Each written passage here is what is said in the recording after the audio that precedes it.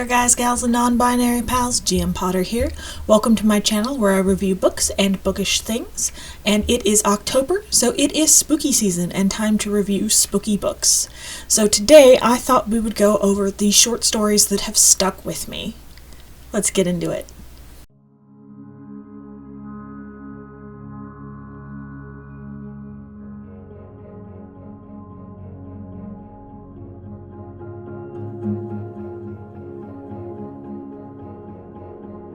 To paraphrase one of my favorite authors, Stephen King, a novel is a relationship. You build it, you grow with it, you take care of it, you nurture it. A short story is a kiss in the dark with a stranger that leaves you wanting more and breathless, which I think is so accurate for the stories we're doing today. For today, I have 3 of my favorite spooky short stories, the ones that I read and they've just stuck with me in the back of my mind and made me think about them. Coming in at number 3, we have Quitters, Inc. from Night Shift by Stephen King. This is the same book that features Children of the Corn. This one has a lot of short stories in it. This book has a lot of short stories in it. It has Jerusalem's Lot, which is the longhand name of Salem's Lot. It's in the same. It's part of that story. It's like an afterword to the Salem's Lot novel. Graveyard Shift, Night Surf, I Am the Doorway, The Mangler. That one is gory. It didn't stick with me quite the way I thought it would, but it was very gory. Gray Matter, Battleground, The Boogeyman Trucks, Sometimes They Come Back, Strawberry Spring, The Ledge, The Lawnmower Man, Quitters, Inc., which is the one I want to talk about now, I Know What You Need, Children of the Corn, The Last Rung on the Ladder, The Man Who Loved Flowers, One for the Road, and The Woman in the Room. This book is, as you can tell, very well loved. I've read it several times. 2 of the stories on this list are in this one volume. I'll let you guess what the other one is. Go ahead and lock in your answers in the comments down below. But for number 3, Quitters, Inc., it's not so much scary story as it is a creepy story and a sticking story. It sticks in your brain. And it's this man who's a smoker. And he wants to quit smoking. And he's tried different methods to quit smoking, and he always falls back to it. And a friend of his says, "Hey, I know this organization that'll help you quit smoking. They have a 100% success rate." He says, 100%? How's that even possible? And he's like, "Well, I'll do anything to quit smoking." And so he goes there. They're like, "Okay, you can't smoke anymore." He's like, "That's it?" They're like, "That's it. The first time you mess up, we'll bring you back here, and we'll reprimand you, and you can't mess up anymore after that." And he's like, "Okay." And he's like, "Well, nobody's around. I'm just going to sneak a cigarette." And they obviously catch him, and they bring him back.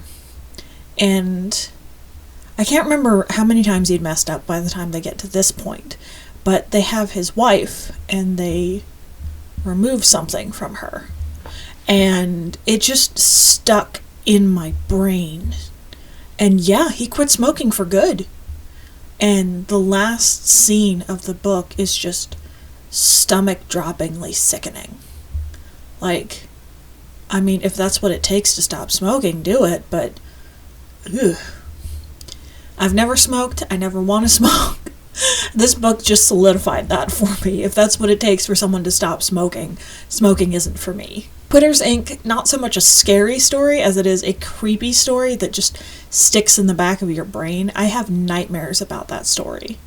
Like, it's not a scary story. It's not particularly gruesome or gory or suspenseful or anything like that. It's just it's not supernatural.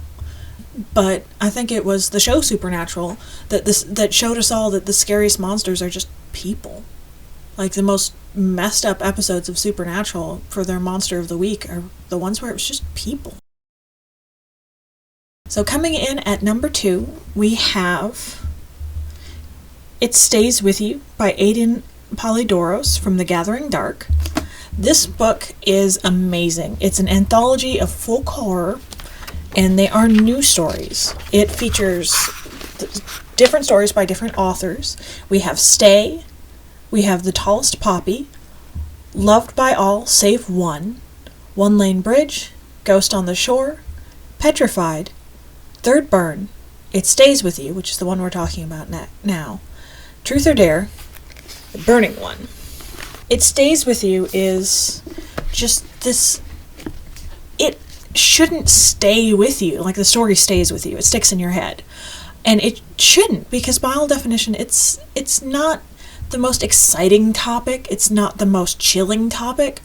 Picked up on something that always wigged me out when I was a kid, and that is the game of Bloody Mary, where you go into a bathroom or a room with a mirror, and you turn off the lights, and you and some friends say her name 3 times in a mirror in the dark, and you wait for her to appear. And I grew up in a rather superstitious area in South Texas, and, like, that was the ultimate truth or dare, was to do Bloody Mary by yourself in the bathroom. And of course, it doesn't work when you're by yourself. It works when you're in a group, because it's kind of a mass psychology kind of thing, mass hypnosis kind of a thing.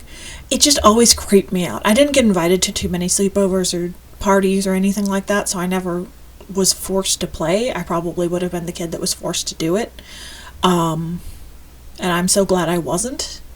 But yeah, Bloody Mary has always stuck with me as one of those harmless kid games that's, like, really messed up.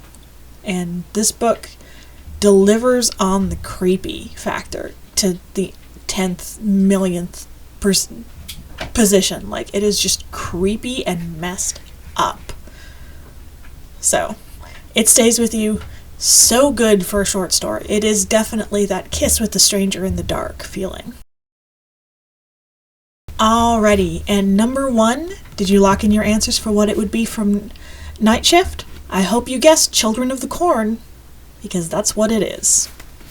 Now, Children of the Corn, the original movie, I absolutely love.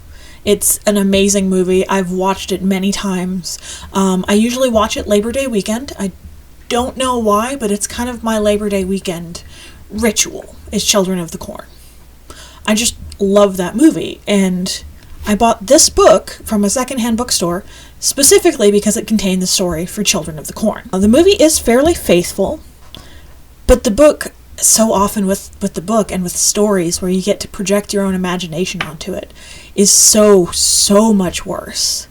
It's creepy, and it's sadomasochistic in the cult religion that the children form with He Who Walks Behind the Rose, and it's just messed up. Children of the Corn, the story, like the short story, is really messed up. At least to my mind. And I love getting to read it. Like, I read and reread it several times. You can see the lines on the spine of this book. I'm going to have to replace it at some point. I'll probably retire this copy and buy a new copy at some point. And it's just such a good piece of horror fiction. It is scary. It is dark, even though so much of what happens takes place in broad daylight. And that is hard to do, to keep the suspense and the taut bowstring of suspense going when you're not relying on the mystery of the dark. And it's just really good. Children of the Corn, chef's kiss. I highly recommend it. The movie is fairly faithful to it, but the book just has this certain je ne sais quoi that just adds and adds to it. So, if you haven't read it, I highly recommend picking up both of these books. I mean, Gathering Dark, there's something for everyone if you like folk horror, and Night Shift has so many good stories in it, especially if you've read Salem's Lot and you want just that one more chapter. This is perfect for that. So, have you read any of these stories? Have you seen Children of the Corn? Do you have a horror movie tradition where you watch a specific horror movie on a certain day of the year? Let me know down in the comments down below. Don't forget to like, share, and subscribe. Stay spooky. I'll see you in the next one. Bye.